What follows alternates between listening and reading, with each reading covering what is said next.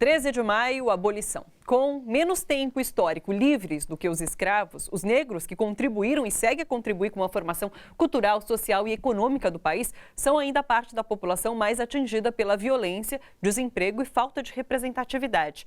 Muito mais velado do que a discriminação e os preconceitos é o racismo estrutural profundo que precisa ser visto e combatido todos os dias.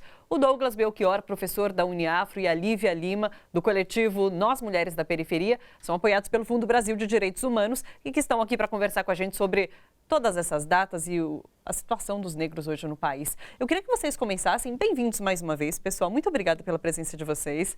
E eu queria que vocês começassem analisando o que é o 13 de maio, então, hoje, e como relacioná-lo ao 20 de novembro, o Dia da Consciência Negra. Explica pra gente o que são essas datas. Lívia? Douglas? Historiador, pode falar. É muita responsabilidade. Bom, primeiro, boa tarde, muito obrigado pelo convite. E também muito obrigado ao Fundo Brasil que nos coloca aqui para falar um pouco das nossas lutas, né? O 13 de maio, durante muitos anos, ele foi colocado como dia de redenção da população negra no Brasil, a partir da imposição de uma história oficial. O movimento negro brasileiro, ele ressignifica essa data, sobretudo a partir dos anos 70, quando a gente busca na história brasileira uma marcação de enfrentamento ao regime escravocrata. Surge então lá no início da década de 70, no Rio Grande do Sul, com um grupo de negros organizados em Porto Alegre, a ideia de que é preciso resgatar Palmares e resgatar a grande figura de Palmares, que a princípio a gente sempre falou muito de Zumbi dos Palmares. Foi quase uma década de construção de narrativa, até que um MNU se forma em 78, aqui nas escadarias, já com muita troca, muito caldo de cultura em torno desse tema, e o movimento então constrói uma data de luta que vem a princípio, substituir essa data do 13 de maio, que era uma coisa que sempre endeusou muito Princesa Isabel e carrega nela responsabilidades e vontades e uma certa bondade que a gente sabe muito bem que nunca existiu. A mudança do regime se deu, primeiro, por ação política e resistência política do povo negro. Então, quando a gente pensa em abolição da escravidão, é preciso pensar que o nosso povo escravizado nunca, nem por um dia, nem por uma hora, viveu aquele regime sem lutar, sem se contrapor. Então é óbvio que a abolição da escravidão ela é muito mais do que uma assinatura num papel ou uma mudança de legislação. Ela é, antes de qualquer coisa, resultado de luta histórica do povo oprimido. E num segundo momento, também vontade econômica das elites da época, que percebiam que relutaram a mudar o sistema, o mundo inteiro já havia nesse sentido avançado. A própria Inglaterra, que era o grande império do século XVIII, ganhou muito com a escravidão, a partir de determinado momento passou a defender o fim da escravidão em várias das suas colônias e em outros países, e o Brasil já estava atrás nessa movimentação econômica mundial, né? Então há muitos estudos e muitos historiadores que tratam desse tema. Então eu acho que a síntese é essa. O 13 de maio hoje ele tem um significado de denúncia do racismo que permanece. Sim. Você falou sobre essa ressignificação. A gente vive um momento de disputa de narrativa. E está havendo um revisionismo quando a gente fala, por exemplo, na história do Brasil. O próprio Enredo da Mangueira trouxe isso e ganhou o carnaval lá no Rio com essa revisão do que foi a história de quem são os grandes guerreiros da história brasileira. É importante, por exemplo, a Lívia, que vocês trabalham também como um coletivo de comunicação. É importante colocar essas outras narrativas para que o público tenha conhecimento do que aconteceu. Que embate é esse que está acontecendo? Eu acho que a gente está num momento de disputa de ideias. Eu acho que a gente, população negra, a gente não teve acesso a tantas referências. É claro, quem tem a oportunidade de estudar, revisar essa história, mas a gente não tem essas referências. Então, na escola, né, agora tem a lei, mas, enfim, a aplicação dela também ainda é uma dificuldade. A gente só tinha como referência realmente a Princesa Isabel. E aí a gente está vendo hoje, eu acho que com as tecnologias, enfim, a gente tem mais acesso para ter discursos outros, né? Então, acho que eu me vejo um pouco mais nesse lugar também, né? O Nós Mulheres da Periferia é um coletivo de jornalistas que pauta a questão de gênero, de raça, de território. Então, antes a gente não tinha um lugar para falar das nossas histórias, né? Então, hoje a gente consegue esse espaço na internet, nas redes sociais, e eu acho que a gente consegue falar um pouco sobre quem não teve sua história registrada, né? A gente acredita muito nisso. Nós mulheres, nós mulheres da periferia, nós mulheres negras, a gente não tinha nem quanto dignidade como ser humano, né? Agora a gente já tem avançando aos pequenos passos, mas agora a gente está numa fase de contar nossas histórias, do nosso ponto de vista, né? Sim. Eu acho que um pouco da Mangueira foi um pouco disso. Eu fui ao desfile assistir, foi incrível, né? Assim, a catarse coletiva que a gente teve naquele momento. Sim, e chamou atenção para esse debate, isso é muito importante, né? Agora, a Folha de São Paulo, o jornal Folha de São Paulo, trouxe hoje uma entrevista bem interessante com uma pesquisadora e professora da Federal da Bahia, Jamile Borges. E ela fala que o feminismo negro hoje talvez seja o principal campo de forças de atuação para ganhar espaço na luta. O movimento cresce e tem ganhado força, é isso que está acontecendo? Qual é o papel do movimento feminista negro hoje? Eu acho que, considerando que nós somos a base da sociedade, né?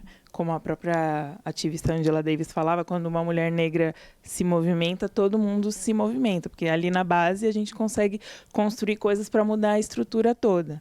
E eu acho que isso parte muito das mulheres negras, esse protagonismo que está vindo da gente, porque a gente está numa situação realmente de muita, muita desigualdade. Então, se a gente consegue ter consciência disso e encabeçar uma liderança para uma mudança, eu acho que isso que é positivo, né? Sim, e a gente viu no começo do ano muitas manifestações de mulheres, né? Agora os estudantes, mas no começo do ano, principalmente as mulheres foram as ruas, né?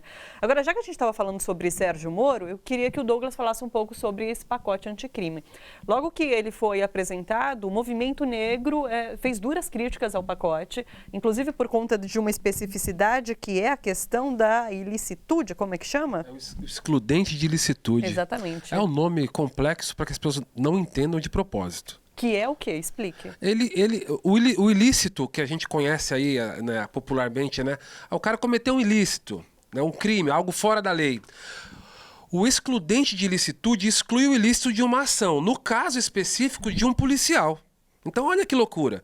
É uma lei que propõe a excluir o ilícito da ação de um policial na operação da sua profissão. É um dos itens de um pacote, de um amplo pacote de reforma da segurança pública no Brasil. Embora a grande mídia não chame assim, o que o Sérgio Moro, como ministro, propõe para o Congresso é uma reforma na segurança pública. E segurança pública deveria ser vista como um direito. Né? Como nós temos direito à educação, saúde, a gente não quer discutir direitos como um todo. A gente não é ideal que a população converse sobre o que acha melhor, sobre os seus próprios direitos. Não há um debate público sobre segurança pública no Brasil. Segurança pública sempre historicamente visto como uma ação de repressão ao mal, né, de repressão ao que impõe risco à coletividade, e nunca do ponto de vista do direito. Eu e você e nós aqui no estúdio temos todo o direito de andar pelas ruas sem ter o risco de ter o celular roubado. E é óbvio que todo mundo se preocupa com isso. Ou o carro que a gente se esforça tanto e compra. Isso é uma preocupação do nosso povo, né? De trabalhar, ter um dinheirinho, comprar alguma coisa e não ser roubado ali. Agora, discutir as mazelas que levam a esse risco acontecer, isso é discutir segurança pública. Sim. O que leva uma cidade a ser mais ou menos segura? O que leva a uma realidade em que as mulheres são mais vítimas de crimes de violência nas ruas? Quais são as raízes do problema? Isso não se discute. Então, acho que esse pacote, feito como foi feito, apenas para recrudescer ainda mais as políticas de segurança, o excludente de ilicitude significa na prática que os policiais que cometem crimes, eles vão ser menos julgados, eles terão mais abertura para cometer crimes, para matar pessoas. Sim. Esse ano o Brasil já bateu o recorde de pessoas mortas pelas polícias. No Rio de Janeiro, 1/3 das pessoas vítimas de homicídio esse ano foram mortos pela polícia. Então, essa é a crítica, é uma parte da crítica que a gente tem ao pacote do Moro. Inclusive, essas críticas, você e outros representantes de movimentos negros levaram até a Comissão Interamericana de Direitos Humanos da Organização dos Estados Americanos. Isso aconteceu na quinta-feira passada, né? Sim. Assim que o pacote foi enunciado, a gente já tinha essa promessa tanto de Bolsonaro quanto de Sérgio Moro. O movimento negro se reúne, escreve uma carta com a subscrição de mais de 40 organizações. A Comissão Interamericana de Direitos Humanos acata a denúncia e nos convoca para uma sessão extraordinária que aconteceu semana passada na Jamaica, em Kingston. Então foi uma comitiva de 14 representações de 10 organizações políticas do movimento negro diferentes. 10 mulheres, 4 homens de todas as regiões do país, uma comitiva histórica do movimento, em que a gente então pôde formular a nossa denúncia, além de excludente de ilicitude, outros itens desse pacote, que são absurdos, que vão levar a mais encarceramento e a mais violência da polícia, e não vai resolver o problema da segurança pública. E o que eu acho que o que mais foi forte nesse encontro é que a própria Comissão de Direitos Humanos, a comissão oficial, constrangeu os representantes do governo. Então, para quem quiser acompanhar, tem um link no YouTube com a íntegra daquele momento da comissão. Uma das comissionadas, ela chega a perguntar para os oficiais do Estado brasileiro se eles estavam falando do mesmo país. Sim. A gente separou um trechinho desse encontro, dessa denúncia que foi feita na Comissão Interamericana de Direitos Humanos. Vamos assistir, roda pra gente. Eu sou Aniele Franco, irmã de Marielle e hoje atual diretora do Instituto Marielle Franco. O contexto sócio-histórico brasileiro, alicerçado em uma lógica escravista e colonial, produziu um sistema de desigualdades estruturais no qual a população negra segue concentrada nas posições de menor prestígio, com muita dificuldade de mobilidade social e que se manifesta em prejuízos significativos no acesso a direitos sociais e à justiça. Situação que a Comissão Interamericana de Direitos Humanos tomou conhecimento durante sua última visita ao Brasil, ocorrida em novembro de 2018. O que viemos fazer aqui, portanto, é comunicar aos senhores e senhoras o aumento do quadro de violações de direitos. A chegada do atual presidente ao Poder Executivo, representando uma agenda conservadora e teocrática, produziu um incremento significativo da onda de ódio e violência racial que assola a população negra brasileira. Parte da agenda de precarização e criminalização da pobreza e da negritude se consolida com a apresentação do projeto de lei anticrime protocolado pelo ministro da Justiça, Sérgio Moro, em fevereiro deste ano. O projeto, que visa alterar pontos nevrálgicos do Código Penal, Código de Processo Penal, Lei de Execução Penal, Lei de Crimes Hediondos e o Código Eleitoral, quer consolidar a seletividade racial punitiva que é característica do nosso sistema penal. Aliás, o ministro da Justiça, em declaração recente, manifestou que a aprovação de seu projeto de lei 882/2019 auxiliaria na resolução do crime político e de ódio que ocasionou a morte da minha irmã, o que, na verdade, é uma falácia. Na lógica de Moro, as alterações propostas por ele auxiliaram na celeridade da apuração e execução da pena dos mandantes dos assassinos de Marielle Franco. Contudo, senhoras e senhores, gostaria de deixar evidente que esse projeto de lei não é uma solução contundente para o crime que provocou uma chaga profunda em minha família e na sociedade brasileira toda num conjunto. Ao contrário, a aprovação desse projeto significa a institucionalização de um cenário que minha irmã se dedicou a denunciar, combater e que, por essa razão, enquanto defensora dos direitos humanos, acabou lhe custando a vida.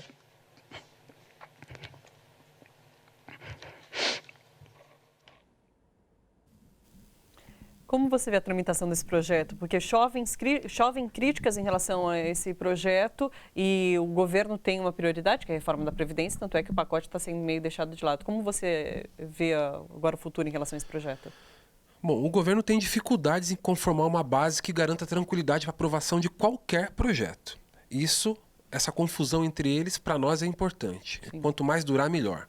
O movimento negro tem feito o seu trabalho, que é mobilizar bases sociais e a sua representação e fazer pressão no Congresso Nacional. Há um mês atrás, nós estivemos numa comitiva do movimento negro, numa coalizão negra em Brasília, em audiência com o Rodrigo Maia. E tratamos também na questão do pacote, entre outros assuntos. Fomos para a Jamaica agora e daqui 2 semanas voltamos a Brasília, provavelmente numa agenda com o presidente do Senado. O nosso trabalho é pressionar os congressistas para que eles não aprovem o projeto como está. No mínimo, que a gente possa retirar deles esses pontos mais absurdos. E há uma pressão permanente da sociedade, grupos diversos pressionando, porque não há nenhuma organização séria e nenhum estudo qualificado que endosse ou apoie o que está sendo proposto no projeto anticrime. Ele é um absurdo, porque ele não conversa com a realidade e não há nenhuma experiência no mundo que demonstre que mais violência, mais cadeia, polícia mais severa, mais mortos pela polícia resultem em paz social, em diminuição de criminalidade marginalidade. Exatamente o contrário, é o que a gente defende historicamente, né? Claro. Oportunidades, organização popular, trabalho, renda. É isso que vai, em médio e longo prazo, resolver o problema da segurança. Sim. E, ao mesmo tempo, está tendo esses cortes absurdos na educação, né? Claro. Então, totalmente não faz o menor sentido tanta pressão na segurança pública e esse retrocesso que a gente está tendo na educação, que é fundamental para que a gente tenha menos violência. Sim. A gente está falando de vários projetos que atacam a população e uma parcela mais vulnerável da população, que a gente sabe que é formada majoritariamente por pessoas mais pobres, pessoas negras, enfim. Inclusive, daí eu queria colocar aqui em discussão uma frase do jornalista e escritor Oswaldo Faustino, que já esteve aqui no estúdio com a gente, inclusive, discutindo. Ele falou assim: estamos vivendo um dos piores momentos do racismo brasileiro. Vocês concordam, Lívia?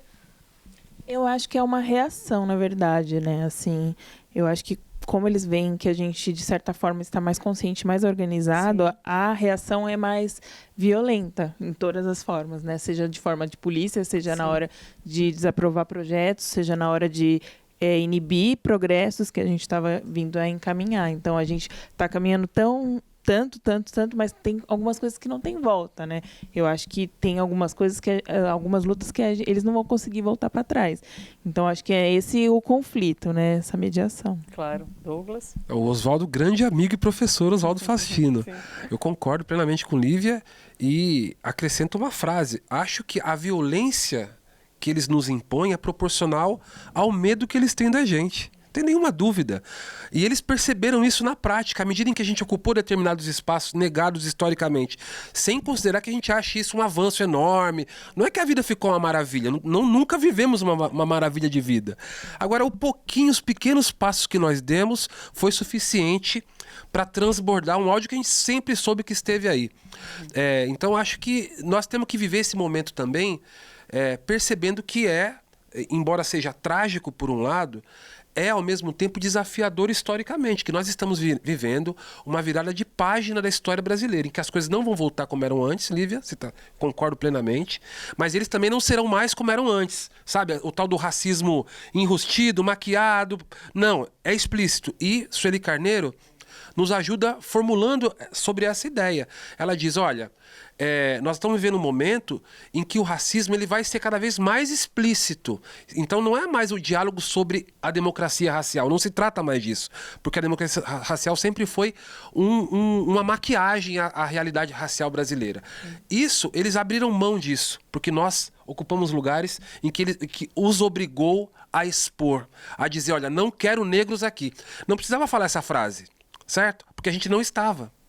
Agora eles precisam dizer, porque nós estamos. E aí?